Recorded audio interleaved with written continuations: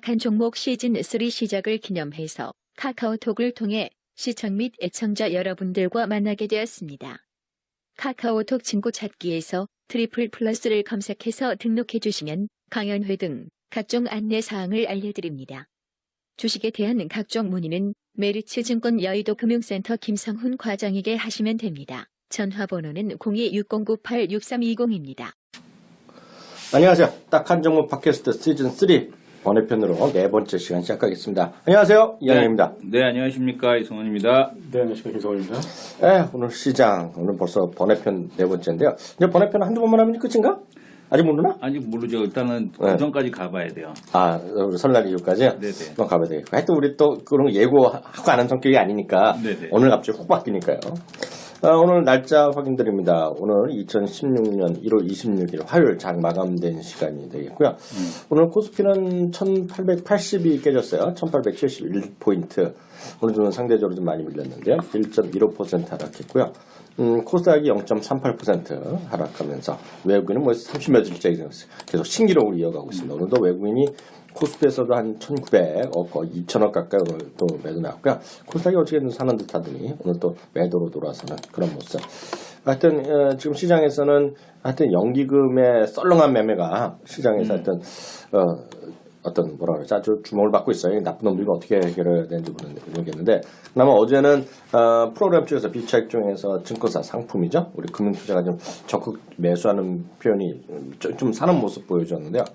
오늘은 비차익은 뭔가네 우리가 오늘 국내 기관도 좀 전체적으로 좀 매도에 나서고 유일하게 외국인 개인만 오늘 그는 사는 모습을 하러 보였습니다. 그러면서 시장은 유럽이나 뭐 미국도 마찬가지로 지난 뭐 한 이틀 특히 금요일날 반짝했던 거가 오늘 새벽이죠. 원래 장 마감 그러니까 월요일 새벽에 끝난 미국 시장이 다시 좀 아래쪽으로 내려가고 유가가 9% 올라갔던 것이 다시 또 7% 떨어졌잖아요. 네.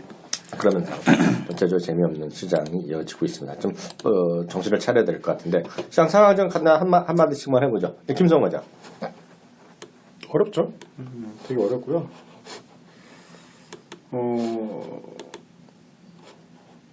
일단은 그 종목 매크로 변수 자체들이 지금 되게 좀 변동성이 심하잖아요. 네네.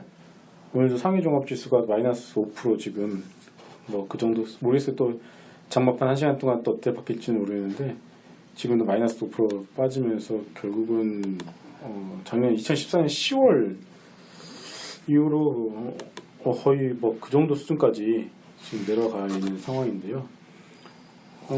뭐 유가가 급등과 급락이 나오고 있고 뭐 중국발 어떤 이런 차상이 또 오늘 마이너스 5% 떨어지면 뭐 또 오늘 뭐죠? 이제 또 그 미국 시장도 또 한번 또 출렁일 가능성이 있고. 근데 보면은 미국 시장 같은 경우도 보면 이제 급등과 급락을 현재 반복하고 있는 상황이거든요. 하루는 2%였다가 어제는 또 마이너스 1.5% 떨어졌다가 다시 한번 또 전저점 테스트 할 텐데 저는 근데 이 지금 바닥권에서 나오고 있는 그 급등과 급락의 어떤 현상들 하루에 또 유가가 플러스 5% 마이너스 5% 정도 지수도 마이너스 2% 플러스 2% 나오는 건 이제 바닥을 잡아나가는 어떤 뭐 그냥 규칙적 신호이지 않을까 싶어요. 그러니까 힘든 건 맞았거든요. 힘든 건 맞고 그리고 솔직히 뭐 그 안에서 또 뭐 종목 하나가 잘못되면은 기차 전체가 망가지거든요. 그렇죠. 그러니까 되게 그런 상황이 나오고 있기 때문에 힘든 건 맞다. 근데 이제 여기서 이제 더 최악으로 갈 것이냐, 얘가 최악이냐 아니면 얘가 최악으로 갈 것이냐라는 생각에는 저는 지금 부분이 분명히 과매도권이고 최악을 지나고 있는 단계다, 과정이다라고 저는 여전히 뭐 여기까지 생각을 하고 있고요. 그래서 힘든 거 맞고 요즘에 멘붕이거든 개인적으로. 왜요? 왜냐면은 뭐 그렇잖아요. 지금 분위기도 그렇고 종목들도 그렇고 그리고 그 안에서 잘못 선택한 종목들이 이제 손절타임을 놓치게 버리게 되면은 요즘에는 순식간에 밀려버리잖아요. 그렇죠. 그래서 좀 그런 한두 종목 때문에 근데 그 한두 종목이 이제 전체 계좌를 망가버리는 경우도 있으니까. 그렇죠. 그래서 조금 저도 멘붕인 것도 솔직히 있어요. 근데 일단 뭐 근데 그렇다고 해서 지금 이거를 뭐 어떻게 뭐랄까요, 이게 사람의 힘으로 살 수 있는 게 아니잖아요. 그렇죠. 사람이 이러면 도저히 안 되죠. 그래서 일단은 지금 뭐가 제일 현명한 전략이고 현명한 방법인지를 항상 생각을 하고 있는데, 일단 지금이 최악이라면은 지금 일단은 어차피 많이 손절타임이 놓쳤고, 그렇죠. 그렇다면 지금 몸빵이 맞다라고 좀 보여주고 있고요. 못 벌고요. 일단 지금 견디는 게 이미 그동안 견뎠으면 견디는 게 맞다라고 보여주고요. 항상 보면은 멘탈이 최악일 때 잘못된 선택을 하거든요. 그렇죠. 멘탈이 최악일 때 잘못된 선택을 하기 때문에 지금은 이제 그거를 좀 잘 컨트롤할 수 있는 그런 마인드가 저도 필요하고, 그리고 뭐 개인 투자자분들도 필요한 때가 아닌가 싶습니다. 시장 상황에 좀 재미없게 사람 피곤하게 만든 정세인데 이정원 교수는 어떻게 보고 있어요? 시장이 어려운 건 사실인데 이제 이게 정말 죽는 시장이냐 네네. 아니냐가 이제 관건인 것 같아요. 네. 그러니까 2008년도 같은 금융위기가 올 거냐 아니냐 이게 그렇지 않다라고 판단하고 있거든요. 네네. 근데 이제 그렇지 않다라고 판단한 근거는 뭐냐면 중국이 컨트롤을 잃었느냐 컨트롤하지 못하느냐에 대한 쪽인데 외환 시장을 보게 되면 중국이 완벽하게 컨트롤하고 있거든요. 그러니까 이걸 봐서는 중국이 이제 계속해서 얘기하고 있는 질적인 변화. 그러니까 중국이 신창타이. 큰 틀의 신창타이를 가는 와중이죠. 예, 그러니까 소비에 대한 쪽을 소비 국가로에 대한 전환 이런 그 쪽에 있는 과도기 과정 거기서 나타나는 시장에서에 대한 변화 이런 거라고 좀 보시면 될 것 같습니다. 그래서 시장에서는 중국은 GDP를 끌어올리려면 얼마든지 끌어올릴 수 있는 국가예요. 그러니까 예를 들어서 중국 같은 경우가 예를 들어서 중국 같은 경우가 이제 그 고정자산 투자에 대한 쪽을 늘리면 얼마든지 GDP는 올라가는 거거든요. 근데 이제 그런 무리를 안 하겠다는 얘기거든요. 그런 굳이 무리수를 둬서 버블을 만들어서 하게 되면 한국처럼 된다, 아니면 일본처럼 된다라는 그 경험을 알고 있기 때문에 일부러 중국이 지금 안 하고 지금부터 이제 속도 조절에 들어간 이유가 여기에 있는 거거든요. 그러니까 그러다 보니까 사실은 시장에서도 보게 되면 외국인들은 물론 이제 오늘은 양시장 모두 다 매도를 했지만 그 양시장 다 양시장 다 모두 매도가 진행이 됐지만 시장에서 코스닥은 보게 되면은 작년 11월 10일 이후 약 7천억 이상에 대한 매수를 하고 있거든요. 거래소는 8조를 팔고 있지만 그러니까 왜 이런 구조가 나타나느냐라는 얘기죠. 그러니까 2007년도에 나타났던 현상은 뭐냐면 코스피가 시장을 주도하면서 코스닥이 끌고 갔어요. 시장이 조정이 나타날 때 현상이 뭐냐면 코스닥이 먼저 죽고 그 다음에 보게 되면은 그 다음에 이제 코스닥이 그걸 따라가는 형태, 코스피가 쉴 때 이런 시장이었는데 지금은 어떻게 되냐면 코스닥이 주도적으로 올라가고 코스닥이 쉴 때 코스피가 올라오는 이런 시장이란 말이에요. 그러면은 흐름에서도 보게 되면은 작년부터 이런 흐름이 나타났거든요. 작년 4월 달에 코스피는 죽었지만 코스닥은 강하고 버티다가 7월 달부터 죽었단 말이에요. 근데 조정폭도 보게 되면은 이번에 전저점까지 내려간 거는 코스피였지 코스닥은 아니란 말이에요. 그러니까 시장에서 여전히 보게 되면 코스닥 시장에 대한 중심 이런 형태에 대한 흐름들이 나타나고 있다. 이렇게 좀 보셔야 될 것 같고요. 이런 흐름이 나타난다는 얘기는 이제 시장이 조금만 돌아섰을 때 이쪽으로 올라갈 수 있다는 얘기인데 왜 그런 현상이 나타나느냐? 이게 중국 소비 관련주들에 대한 포진이 코스닥이 많기 때문에 그렇습니다. 그러니까 거래소에는 보게 되면은 우리가 산업재 소재, 철강, 화학, 그 다음에 건설, 조선 이런 쪽 섹터가 많잖아요. 근데 이쪽 섹터 같은 경우는 그러니까 뭐 IT 쪽들, 그러니까 IT 이쪽 같은 경우는 계속 중국한테 내줘야 되는 섹터들이거든요. 옛날에 우리가 미쓰비시 조선에서 지금 현대중공업 이런 상황에 대한 쪽으로 왔듯이 결국엔 조선도 중국한테 내줘야 되는 거고 그다음에 IT 제조 쪽도 중국한테 내줘야 되는 거고 그다음에 지금 철강하고 화학 공급 과잉에 대한 쪽은 아직까지 해소가 안 되고 있는 거고 그다음에 지금 보면 건설 같은 경우도 올해 건축 시장 죽으면서 올해부터 이제 건축 시장이 좀 어려울 거다라고 보고 있는데 여기에다 플러스 알파에서 유가까지 빠지니까 좋을 게 없는 상황이죠. 그러면 건설도 안 좋으면 당연히 은행도 안 좋을 수밖에 없죠. 이런 상황에 대한 쪽이 같이 벌어지고 있기 때문에 너무 힘들다는 얘기죠. 이 거래소가 좋을 수 있는 업종은 몇 개 없어요. 화장품, 그 다음에 제약, 그 다음에 K푸드 이런 쪽들 외에는 별로 그렇게 좋은 게 없는데 이쪽의 시가총액이 그렇게 크지 않다는 얘기죠. 그죠? 그러다 보니까 코스피가 상대적으로 안 좋고 코스닥이 상대적으로 좋은 시장. 그러니까 이런 구조가 계속 될 거고 시장이 조금만 이제 외부적인 변수가 안정이 돼주면 시장은 올라갈 텐데. 그러니까 그런 얘기거든요. 그러니까 시장이 안 좋았지만 금리 인상에 대한 테이퍼 텐트럼 이슈. 그다음에 또 지금 보게 되면은 또 보게 되면 중국에서 뭐 자본 통제가 안 된다라는 이슈, 북한 핵 이슈, 모든 것들을 딛고서 지금 코스닥은 강하단 말이에요. 이런 걸 놓고 보게 되면 외부적 결국에는 유가 하나 남은 건데 그렇죠. 유가만 안정이 된다라면 네. 시장에 대한 쪽은 언제든지 또 점핑할 수 있는 네. 그런 상황이겠고 상대적으로 코스닥이 훨씬 더 세게 전개될 수 있는 상황들 네. 이런 것들에 대한 그림이 그려지고 있다 네. 이렇게 보고 있는 거죠. 근데 저 질문이 있어요. 그 지금 시장이 하여튼 시장이 좀 썰렁하잖아 하여튼요. 네네. 그리고 뭔가 좀 돌파구를 찾지 못하고 있고요. 이게 보면 작년이랑 올해랑 똑같은 스토리잖아요.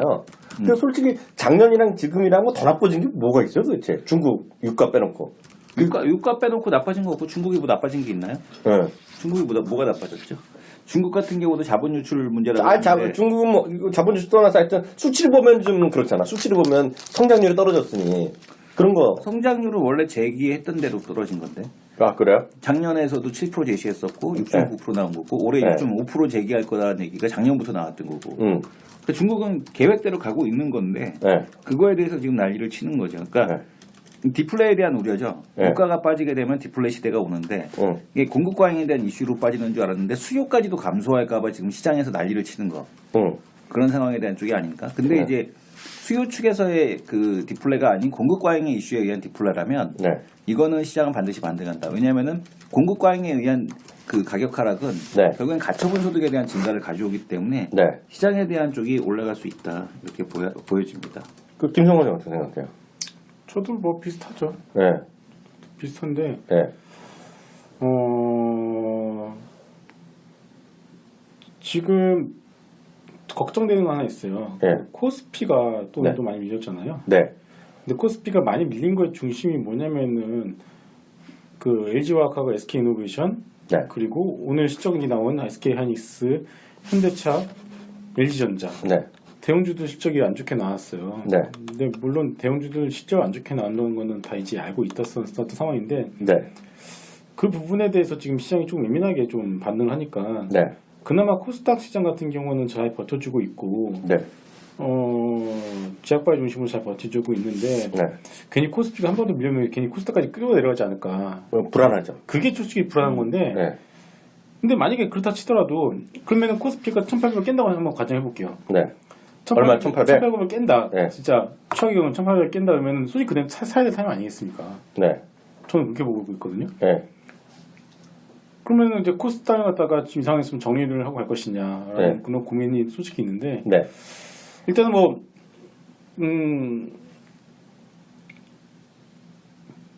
일단 오늘까지는 현재 가지고 있는 포트폴리오와 비중을 그대로 홀딩하는 게 맞다라고 보여져요. 저는 그렇게 생각합니다. 저는 그래서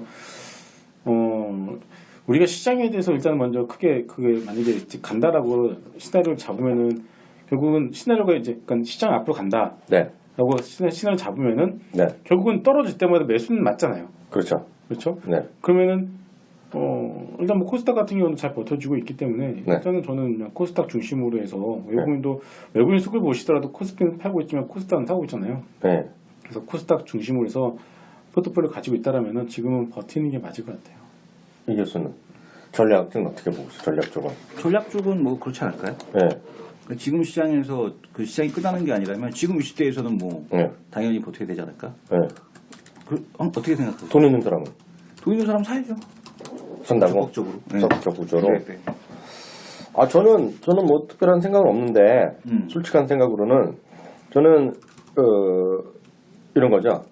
저는 성격 자체가 뭐 엄청 싸게 사는 생각을 기본적으로 좀 안 하잖아요.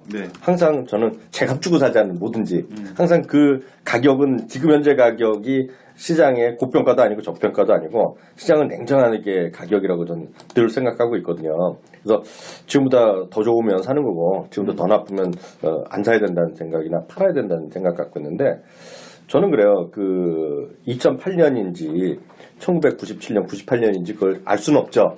그건 뭐 다른 경제학자들이 하는 얘기고 높으신 큰형들이 하는 얘기잖아요. 근데 저는 갈수록 지금 올라가는 주식들 뭐 저희가 얘기해서 저희가 말했던 주식은 안 했던 주식 간에 어떤 주식인 간에 문제는 새로운 것이 별로 없어요. 그러니까 새로운 스토리가 별로 안 나와. 예를 들어서 이런 거 있죠. 뭐 2년 전만 하더라도 IoT 하면 정말 새로운 거였어요. 네? 새로운 거였잖아요. 그리고 또 예를 들어서 뭐 중국 사람들이 뭐 화장을 한다. 화장을 시작했다. 이런 건 뭔가 좀 신선하잖아요. 네. 얘기 안 했고 또 예를 들어서 이런 것도 뭐 중국 사람이 영화를 안 보는데 영화를 본다더라. 뭐 이런 거. 이런 거 분명히 신선한 얘기란 말이죠. 네. 그리고 바이오도 작년만 하더라도 이거 뭐 그 한미약품에서 팔고 미국에서도 바이오 주식 잘 나가고 미국에서도 그 오바마 케어 되고 돈도 아껴야 되니까 바이오 시밀러에 대한 것도 하고 작년인가요? 바이오 시밀러 처음부터 허가가 났잖아요. FDA에서. 그래서 이것도 신선한 거란 얘기죠. 네. 그리고 또 뭐 드론도 신기하고 로봇도 다 신기하고 엔터도 신기하고 다 신기한데 냉정히 보면 제가 지금 제일 답답한 거는 신기한 게 없네. 항상 보면 뭔가 새로운 거가 그 가슴 속 깊이 주시장에서 깊게 용소숨 치는 게 있어야 되는데 별로 용소숨 치는 게 없어.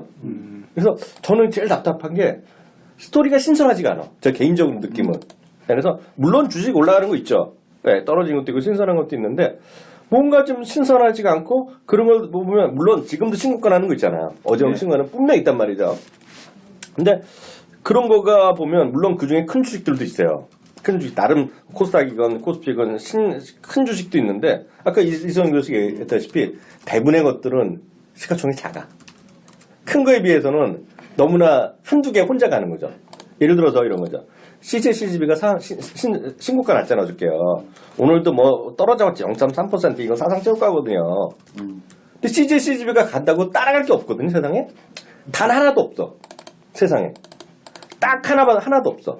CJCGB가 올라가는 거는 제가 보기에는 완다시네마 하나밖에 없어요. 근데 솔직히 저는 그래요. 완다시네마가 지금 요새 주식이 고점에서 한 5% 정도 쉬고 있어요. 신천 시장이 따님죄로.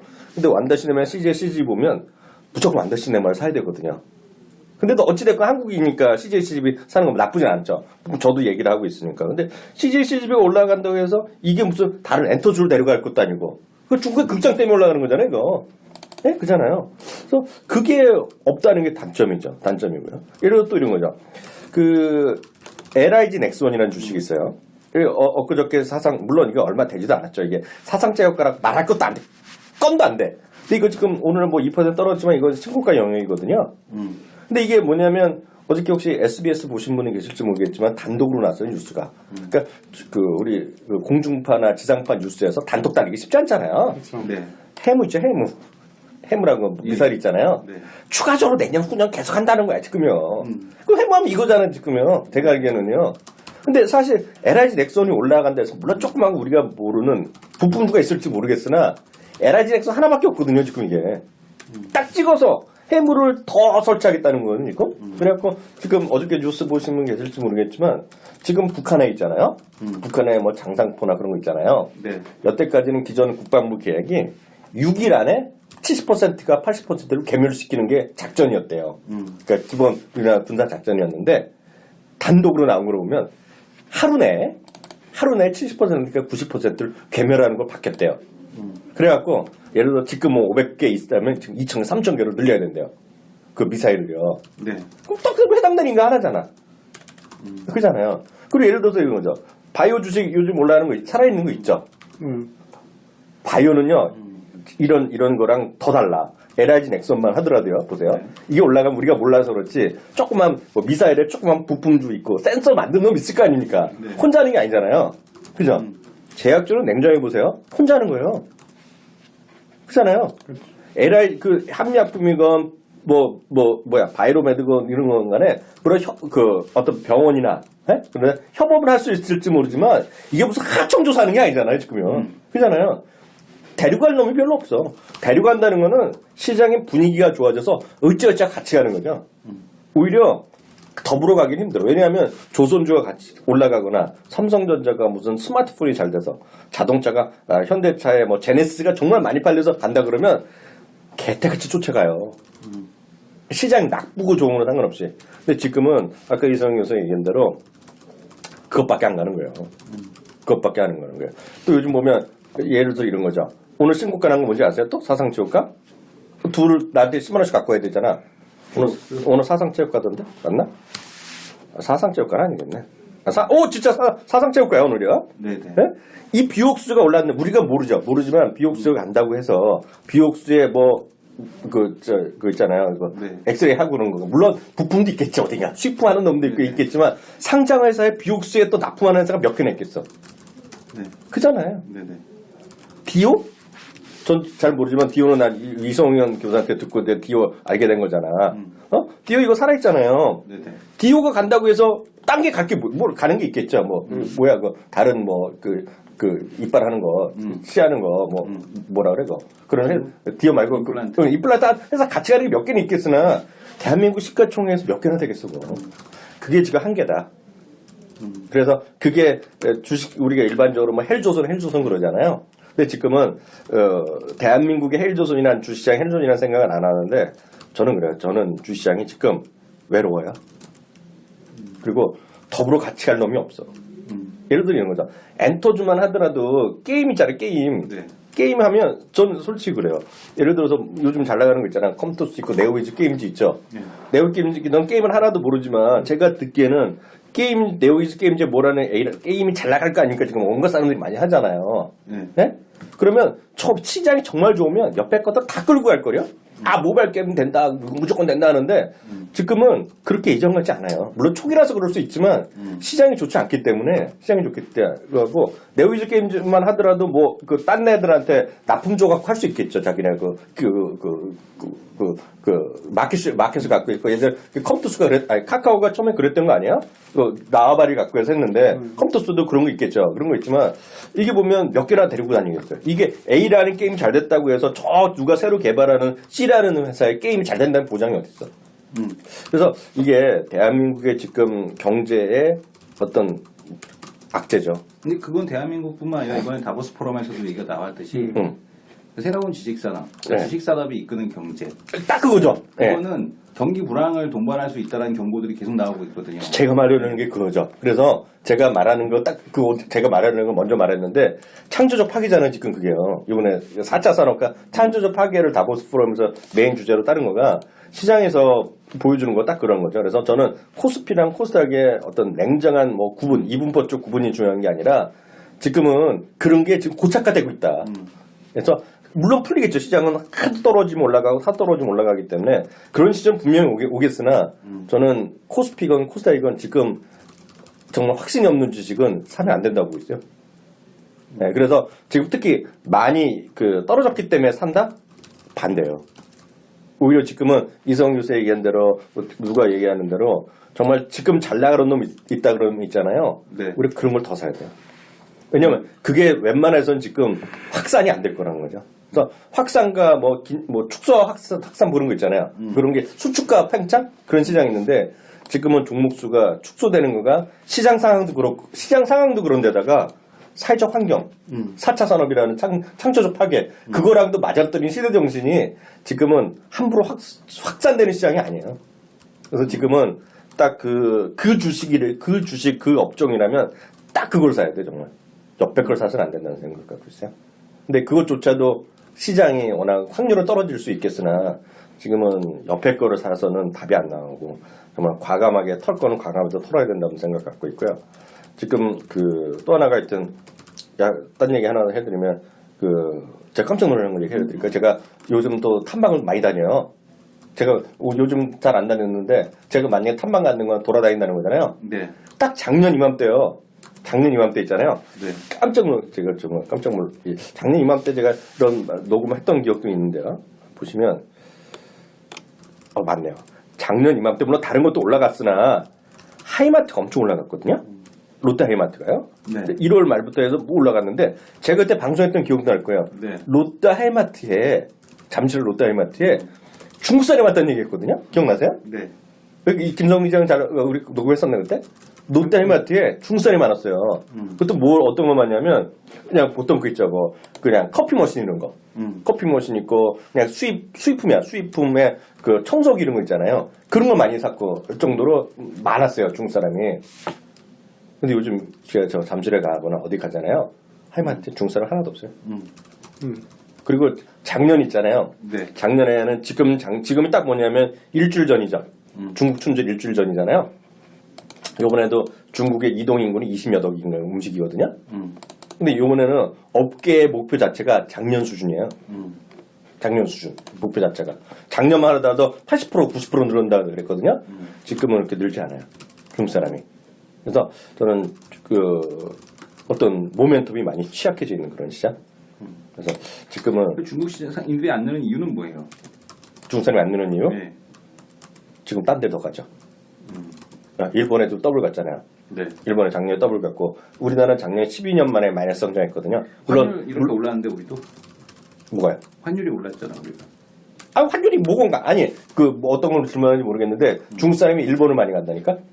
그 우리나라는 안 오고. 근데 우리나라 작년에 많이 성장했고 일본 같은 경우에는 작년에 100% 늘어났거든요. 올해 또 막 70%또 늘어날 거라고 지금 전망하고 있고 많이 하고 있는데 우리나라는 지금 어찌된 이유건 간에 별로 좀 썰렁해진 분위기는 맞는 것 같아요. 돌아다니면 알잖아요. 돌아다니면 하여튼 하이마트 어저께인가 그저께 갔는데 사람이 없어요. 면세점에도 사람 별로 없어요 지금요. 그래서 지금은 좀 하여튼 모든 것들이 중국도 좀 예전 같으면 저만 하더라도 뭐 화장품이 다 된다고 막 그럴 때가 있었는데 지금 화장품 다 될 일이 뭐 있어 지금요. 중국 사람 개떼가 죽어서 개떼같이 사는 문화가 아닌데. 그렇잖아요. 그래서 지금은 좀 냉정히 보셔야 된다라는 생각 갖고 있고요. 지금 함부로 저는 그래요. 저는 확산이나 수축과 확산인데 지금은 수축 장세다. 그래서 지금은 전 여전히 약간은 썰렁하다. 그래서 지금은 좀 냉정하게 봐야 된다. 뭐 전 개인적인 시각이지만요. 좀 그렇게 좀 보고 있다라고 말씀드릴 수 있어요. 예, 김성환이 어떻게 보면? 난 좀 보수적으로 봐 계속. 하여튼 시장이 재미가 없어. 아니 뭐 그렇죠. 지금 상황에서 긍정적으로 얘기하는 것 자체가 솔직히 누가 믿어요? 저도 안 믿어요. 네. 사람들. 네. 그러니까 안 믿을 수밖에 없고요. 그리고 지금 저 이번에 영화 빅쇼트라는 영화 있어요. 봤어요? 봤습니다. 네, 네. 엄청 영화 잘 나왔다며. 네, 난 못 봤는데. 거기서 네. 그게 리먼 브라더스 사태를 그린 영화잖아요. 네네. 근데 거기에 대해서 저희들이 공감을 하는 이유가 뭐냐면은 그 리먼 브라더스 사태를 갖다가 잘 그려냈다라고 해서 하는 게 아니라 네. 그 내용이 거품이 낀 주택 시장에 대해서 숏을 친 거잖아요. 네네. 공매도를 친 사람들의 얘기거든요. 네. 근데 자기네들이 공매도를 치고 나서 그것이 맞았다는 것이 증명이 되기까지 거의 2년이 걸렸어요. 네. 2년을 공매도 치고서 2년 동안 프리미엄만 내고서 작살이 그러니까 났던 거죠. 네. 이게 뭐냐면은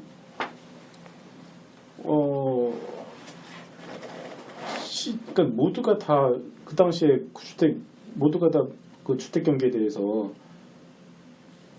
완전 주택 호황이잖아요. 그 당시 2007년도, 네. 6년도, 7년도 그다음 딱 그런 상황에서 공매도를 치려고 투자은행 찾아가니까 걔들이 미쳤다고 그러죠. 네. 그런데도 했어요. 그것도 13억 달러를 갖다가 한 번에 치더라고요. 네. 근데 그게 맞는지 확인에 2년이 걸렸죠. 2년 그렇죠. 동안 당사자들은 막 고소당하고 막 네. 그랬었거든요. 네. 근데도 그를 끝까지 이제 버텨내면서 결국은 크게 수익을 먹었다는 게 그 내용이에요. 네. 저희 그 영화에서 공감을 하는 이유가 뭐냐면은 종목들도 그런 게 있어요, 솔직히. 네. 될 것 같다, 될 것 같은 건 괜찮은데 네. 왜 떨어지지?라는 생각이 드는 종목들이 워낙에 많잖아요. 그렇죠. 많죠. 물론 그랬을 때 그런 처음에 그런 것들이 있었을 때 네. 그거를 우리 손실이 구간에서 접어졌을 때는 선택할 수 있는 방법은 두 가지거든요. 첫 번째 손절을 빨리 하던가 그렇죠. 아니면은 근데 종목에 대한 컨비션이 워낙에 강하면은 이게 손절이 안 되고요. 안 돼요. 잘. 그렇죠. 네, 버텨야죠, 그런 건. 안 되거든요. 네. 그러니까 근데 결국은 지나 보면은 근데 손절이 안 돼서 손실이 크게 났을 때는 그게 반은 뭐 올바른 선택일 수도 있고 네. 반은 손실이 너무 커져가지고서 이게 맞다 하더라도 길봤자 본전으로 잘 돼야 본전인 네. 경우도 있으니까 네. 그런 것들에 우리가 항상 딜레마에 빠지는 거잖아요. 네. 그렇죠.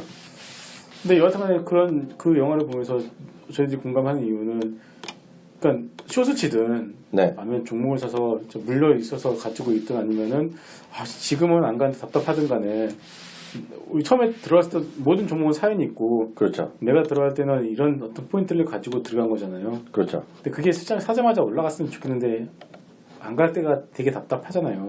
짜증나죠, 그거.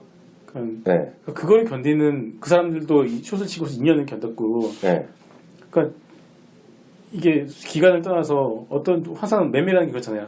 좋다고 샀는데 안 가면 답답하고. 그러니까 그러니까 그런 것들에서 공감대가 되게 많이 형성이 되더라고요. 그래서 지금 그 자체적인 어떤 그 관람 그 네티즌 평점은 7.7인가 그거밖에 안 되는데 그 여의도 증권맨들이 보는 평점은 거의 10점 만점이라고 하거든요. 지금 올해 그 아카데미 작품상 받을 땐 크다고 얘기 나오는 거예요, 지금 그게. 저도 불러는 아직 못 봤는데 일단 그 저도 공감이 되더라고요. 제가 그 내용만 들었거든요. 중에 가능하죠. 시장 꿀꿀한 얘기 좀 그만하고요. 그래도 좀 관심 가지고 있는 섹터가 됐건 종목이 됐건 그래도 이쪽만은 좀 봐야 되겠다는 거 하나씩만 얘기하죠. 뭐 그거는 얘기해도 소용이 없는 게 똑같은 섹터를 얘기할 수밖에 없어요. 상관없어요. 제약바이오 컨텐츠, 그다음에 오늘 오르고 있는 게임주 몇 개, 이런 것들 그런 거밖에 없어요. 지금 시장에서 할 수 있는 게. 게임주는 어떻게 봐요? 그래서 게임주는 우리가 게임주를 별로 다루지 않았잖아요. 그래서. 게임주는 근데 게임주는 지금 신작 모멘텀이거든요. 근데 이게 이제 반응이 꺾이면 그냥 또 홀꼬닥하고 죽을 수 있다라고 봐요. 그 게임주는 저는 그 컴투스 하나 정도만 보고 있어요. 컴투스? 그러니까 저는 진짜 게임주랑 제약바이오가 똑같아요. 게임주랑 제약바이오가 똑같은 이유가 뭐냐면은 NC소프트가 리니지 하나 터져가지고 그걸 지금 몇 년째 울고 18년 봐 그런데 18년 화이자가 마찬가지잖아요. 화이자도 비아그로도 마찬가지고 그 비아그로뿐만이 아니라 블록버스터 신약들 있잖아요. 그러니까 그거를 개발하는 데 들어가는 비용은 상상을 초월하잖아요. 근데 그래서 하나가 터지게 되면 그게 전체 게임 회사를 몇십 년을 먹여 살리는 게 나오거든요. 그런데 물론 모바일 게임 같은 경우는 그 리니지만큼은 아니지만 지금 컴투스가 주가 떨어졌는데 실적은 계속 우상향하고 있어요. 그러니까 컴투스를 보면서 기관들이 왜 저렇게 사재기나 라는 생각을 했는데 결국은 이게 뭐 갑자기 이상하게 뭐 원더택티스가 잘 될 거라는 어떤 이유를 갖다 붙이려고 하는데 다른 그 게임주 치고는 싸기 때문에 기관이 산 것도 있었고 그래서 이해했다. 다시 정리해서 일단은 그래서 이제 그 게임주를 쳐다보게 되면 제약바이오랑 똑같다. 근데 왜냐면은 그 네이버 같은 경우도 테라도 있었고 또 뭐 있었죠? 되게 이것저것 게임들을 많이 다 망했잖아요 지금. 들어가는 비용들은 진짜 비용도 들어가고. 그러니까 게임주랑 진짜 제약바이오는 비슷한 성격을 가지고 있다라고 저는 보고 있고 그렇기 때문에 원더택티스가 잘 된다라는 게 진짜 숫자로 모여지고 그러면은 저는 컴퓨터는 더 갈 것 같아요. 그리고 마찬가지로 제약바이오 섹터도 지금 시장이 그 위안화 약세에 따른 급락을 맞았었고 그에 따른 미국과 유럽 시장의 급락을 맞았었고 유가 하락을 맞았었고 세 개를 다 맞았음에도 지금 주도주인 한미아품과 바이오메드를 보면 위에서 지금 아직까지 버텨주고 있거든요. 놀고 있죠. 그게 과연 기대감만 이쁘니까 라는 생각을 한다면 기대감이라면요. 기대감이라는 건 결국은 투심이잖아요. 그렇죠. 기대감은 투심인데 투심이 그렇게 안 좋은 상황에서도 버텨주고 있다는 건 단지 기대감은 아닌 것 같아요. 뭔가 있으니까 그런 거거든요. 그렇기 때문에 주된 물량을 가지고 있는 주포들이 물량을 던지지 않기 때문에 주가를 버텨주고 있는 거고 그렇죠. 그러니까 개인들만 치고받고 있는 거잖아요. 그래서 제약바이오 쪽은 좀 뭐 가지고 있어야 되나 보여주고 있고 만약에 한미아품이나 바이오메드 주가 수준이 부담스럽다라고 하면 바닥권에서 시작하는 종목들도 있거든요. 이런 종목들도 저는 간다라고 보는 게 이게 개똥참외 랠리가 나올 때 있어요. 어떤 참? 개똥참외. 개똥참외가 뭐냐면 개똥참외 뭐야? 철이 지난 참외를 얘기하는 거예요. 자, 참외가 나온 철이 있잖아요. 여름에. 근데 가을에 참외가 나온 게 그걸 개똥참외라고 그래요. 그러니까 들어봤어 그런 거? 이게 뭐냐면은 주도주가 한번 시세가 랠리가 나올 때는 그래서 나오고 그 다음에 못 갔었던 종목들이 그러니까 저거를 못 잡는 수급들이 바닥권인 종목들을 일시로 쏠리게 돼요. 그러면 단기간에 더블이 나거든요. 50에서 100% 나는 종목 그게 개똥참외 랠리거든요. 그런 랠리도 기대를 할 수 있기 때문에 여하튼간에 위에 있든 중간에 있든 위에 있는 한미아품 바이오메드든 중간에 있는 인트론바이오든 아니면 바닥권에 있는 메디포스트 같은 경우는 저는 개인적으로 보고 있는데, 그러니까 이런 종목들은 일단 제약바에는 꽂아놓고 한번 봐야 된다. 왜냐면 업종이 한번 랠리가 남아있는 것 같아요. 그래서 일단 그렇게 보고 있습니다. 저도 좀 말씀드리면 저는 시장을 지금 그 냉정해 봐야 된다는 생각 갖고 있고 앞서도 말씀드렸다시피 제한 그리고 있고 잠깐 해외의 시각 좀 말씀드리면 분명히 지금 많이 떨어졌기 때문에 바잉 어퍼튜니티란 얘기를 하는 곳이 있죠. 그 대표적인 게 골드만삭스잖아요. 네. 그리고 이제 JP 모건이나 이런 데가 이제 다 이제 팔아라는 얘기 많이 하고 있고요. 또 어떤 쪽은 셀 에브리띵 이런 걸 얘기하고 있는데 이게 보면 오늘 보면 이제 제가 골드만삭스 얘기 잠깐만 전해드리면 월요일 날 새벽 기준으로 보면은요 S&P 500이 1877포인트로 끝났거든요. 그래서 이 친구들 보면 워낙 많이 떨어졌다는 얘기예요. 예? 비이성적으로 떨어졌다는 얘기고 이게 작년에 5월, 6월에 처음 중국이 떨어질 때 있죠. 네. 그때 한번 혼란이 왔을 때 그때 떨어질 때도 기회였다는 얘기죠. 미국 시장이. 그래서 그걸 살았다는 얘기고요. 연말 목표는 2100을 얘기하고 있어요. 그래서 연말입니다. 연말에서 해서 2100이니까 지금보다 11% 정도 올라갈 수 있다는 얘기하고 있어요. 그래서 지금은 아마 대형 IB 중에선 거의 유일하게 지금 긍정적으로 얘기하고 있고 나머지는 이제 지금보다 좀 좋다 얘기하고 있지만 목소리를 지금 죽이고 있죠 지금. 왜냐면 지금 떨어질 때 얘기해보자 바보되기 때문에 지금 상당히 얘가 마침 히트 칠 거예요 지금 이번에. 근데 보면 이 골드만삭스가 미국 시장 얘기하고 있는데 또 얘네가 하는 거가 그럼 도대체 이머징은 어떠냐 그러면 완전히 다른 얘기하고 있어요 지금요. 그래서 이머징은 이 친구 골드만삭스 하는 거 특히 중국에 대한 걱정들을 많이 하고 있어요. 그래서 제 얘기 아니라 중국에 대한 얘기가 핵심이 뭐냐면 우리 아까도 얘기했잖아요. 이웃도 얘기했던 시장 중국 경제가 바뀌고 있잖아요. 어쨌든 재작년부터 얘기했던 신창타이. 그래서 2014년 15년에 그런 2014년 때 흐름 그리고 2020년까지 흐름 보면 어찌됐건 제조업의 공장 중국에서 소비의 중국으로 도시화로 가는 거잖아요. 근데 이 골드만삭스의 주장은 그게 스무스하게 가지 않을 거라는 얘기예요. 그래서 변동성이 많이 있을 거라는 얘기가 핵심입니다, 지금요. 그리고 그러기 위해서는 과거의 경험으로 보면 상당히 흔들거릴 거고 그런 거죠. 그래서 그거에 관련해서는 거의 비슷한 뷰가 서강대 김영익 교수가 해갖고 책 재작년에 써갖고 히트쳤다는 책 있잖아요. 그래서 중국에 관해서 쓴 책이 있죠, 그래서 서강대 김영익 교수는 그거랑 거의 비슷한 논조가 되겠는데요. 그래서 지금 중국의 걱정이 2020년까지 골드만삭스 구체적으로 얘기한 거가 평균 7%씩 떨어질 거라고 그랬어요. 골드만삭스 얘기입니다. 7%로 떨어지고 그런 것들이 2020년까지 이머징 마켓을 누를 거라는 어렵게 할 거라는 얘기가 하고 있거든요. 그래서 그게 맞고 틀린 건 중요한 것이 아니라 시장에 그런 논리가 지금 많이 있다. 근데 이거는 늘 말씀드리지만 떨어질 땐 그런 얘기 많이 개떼같이 하다가 올라가면 이게 지금 비성적으로 떨어져 있고 올라가면 지금 저는 1880을 많은 사람들이 얘기하는 거가 지금 12개월 예상 실적, 그걸 기준으로 해서 PBR 1배거든요, 지금요. 그렇기 때문에 지금은 싼 가격이 분명히 맞아요. 그래서 금방 올라갈 수 있기 때문에 좀 주식 파는 건 저도 반대요. 팔 수가 없어요. 팔고 나서 이게 제일 짜증나는 게 팔고 나는데 갑자기 무슨 일 있으면 이거 150포인트 올라가거든요. 그래서 팔 수는 없으나 지금은 하여튼 그런 주장이 지금 다수가 형성돼 있다. 그래서 지금은 외국인이 이렇게 해서 쉽게 사거나 그럴 시장은 아니기 때문에 지금 뭔가 다른 곳들을 찾아야 되고 그런 것들이 지금 종목으로 좁혀되겠다. 스트라이크 존을. 그래서 함부로 지금 현금을 갖고 계시면 저는 사는 건 좀 개인적으로 반대요. 지금 현금을 갖고 있으면 현금을 갖고 계셔야겠다. 그래서 현금을 보여야 될 것 같고 물론 이제 저도 이제 올라가는 주식 얘기를 하지만 살 수 있는 사람이 별로 없을 거라고요. 예를 들어서 지금 비옥수를 사자면 누가 사? 못 산다고. 웬만한 정치력으로 못 사거든요. 웬만한 지금 주식 사갖고 여유가 있으신 분이 아니면 좀 못 사거든요. 제가 보기에 저는 개인적으로 선호하고 그런 뉴스도 있을 거고, 나스미드도 올라갈 것 같고, 지난번에 연말에 말씀드렸던 레드로바 이런 거 있잖아요. 네. 너무 맹랑한 주식이잖아. 솔직히 레드로바고. 근데 오늘 보면 딱 레드로버도 지금 주가가 안 빠져요. 그런데도 레드로버가 오늘 또 히말라야 만든 영화 하는 감독 있잖아. 네. 또 제작 계약도 맺었대 또 뭔가가. 그래서 그런 것도 많지만 살 수 있는 형편이 안 되란 말이죠. 그게 지금 한계다. 그래서 지금은 전 개인적으로 보면 여전히 시장은 조금 좋은 것도 있겠으나 지금은 한 발짝 물러서서 정말 예를 들어서 여유가 있으신 분이면 제가 듣기에도 컴투스가 될 것 같거든. 그렇지만 살 수 있는 분이 별로 없을 것 같은 것이 지금 2016년 1월 26일에 주시장의 시대 정신이 아니나 싶네요. 그래서 지금은 버티시라. 결론은 버티시라고 말씀드리고 싶습니다. 마지막 한마디 좀 하죠. 전 버티시라를 말씀드리고 싶어요. 버티시라. 네, 인성 교수. 뭐 지금 위치대에서 뭐 당연히 버텨야 될 것 같고요. 네. 그러니까 다 알려진 위기에서 진짜 위기로 발전된 경우는 없었거든요. 그렇죠. 분명하죠. 그거는 왜냐하면 과거 경험을 보게 되면 정말 우리가 모르던 데에서 그 위기가 터져갖고 네.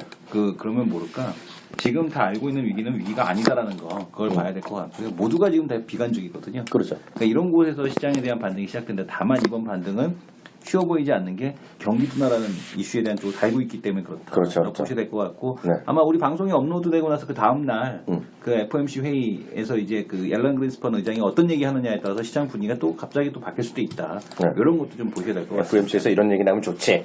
성급했어요. 우리 금리 올린 게. 그런 거 나오면 좋은데. 금리 보면서 할게요. 시장 상황인지 계속 체크할게요. 네. 김성근은. 경기 둔화는 아닌 것 같아요, 중국발. 왜냐면은 네. 저는 지금 중국을 어떻게 해석하냐면은 네. 어차피 신창타이가 그 내수랑 소비 중심으로 해서 그런 거죠. 경기 진정하겠다는 거잖아요. 그렇죠. 근데 그 JP모건의 속에 나온 자료 보면요, 그 3차 산업이 차지하고 있는 소비재가 삽입하는 서비스업이죠. 네. 서비스업이 차지하고 있는 비중이요, 계속 꾸준히 증가하고 있어요. 그렇죠. 중국 정부가 의도한 대로 가고 있다는 뜻이거든요. 맞아요. 근데 지금 왜 그러냐면은 1차 산업과 2차 제조업이 주춤거리잖아요, 지금. 샤오미도 뭐 그런 얘기 나오죠? 1차랑 2차가 주춤하는데 1차랑 2차가 주춤해서 만들어낸 빈 공간 갖다가 갭을 갖다가 서비스업이 그만큼 커버리지를 해주면 상관이 없어요. 네. 근데 밖에 나가는 과정에서 일시적으로 스프레드가 생길 수밖에 없잖아요. 그렇겠죠. 저는 이거라고 봐요, 지금 단계는. 그러니까 이번에 얼마 전에 그 라가르드 IMF 총리도 그 얘기했잖아요. 경기 둔화가 아니라 그냥 변곡점이고 밖에 나가는 과정일 뿐이다. 네. 라고 얘기했는데 저는 그게 맞다고 봅니다. 근데 네. 그런데도 불구하고 왜 그러냐면은 그동안 돈 풀어서 경기가 올라간 미국이랑 일본이랑 유럽은 걔네들은 돈 풀어서 자기네 통화를 약세로 만들어서 그 수혜를 4년 동안 봐왔잖아요. 그렇죠. 근데 그동안 중국은 가만히 있었잖아요. 그렇죠. 근데 이번에 중국이 자 너네 일단 그동안 해먹었으니까 이제 우리들이 정상화하려 해서 위안화를 약세를 때리니까 그거에 대해서 시장이 신경질적으로 반응을 하는 거죠. 네. 시장이란과 사람의 특징이 뭐냐면은 그냥 그게 계속되면은 호의가 계속되면 걸리는 줄 알잖아요. 그렇죠. 지금 위안화가 그냥 그동안 나쁜 작전 안 놓고 가만히 있으니까 그게 걸린 줄 아는 거지. 그렇죠. 그러다가 자 이제는 그동안 해먹었으니까 우리도 저라 할래. 그거 가지고 그래서 막 전 세계 주식시장이 뭐 망하네 만에 중국이 뭐 경청이 하네 만에 이상한 쪽으로 몰고 가는 것 같아요. 여론이. 저는 그래서 지금은 확실히 비이성적인 구간이 맞는 것 같고요. 네. 그렇기 때문에 중국에 대한 경기 둔화 우려감을 부분에 대해서는 너무 확대 해석할 필요가 없다라고 저는 생각합니다. 그래서 오늘 여기까지 이렇게 해갖고 각자 오늘 또 각자 의견 냈으니까 우리 들으시는 분들이요 또 잘 판단해서 하여튼 견디시기 바랍니다. 이렇게 말씀드리겠습니다. 오늘 수고하셨습니다. 감사합니다. 수고하셨습니다.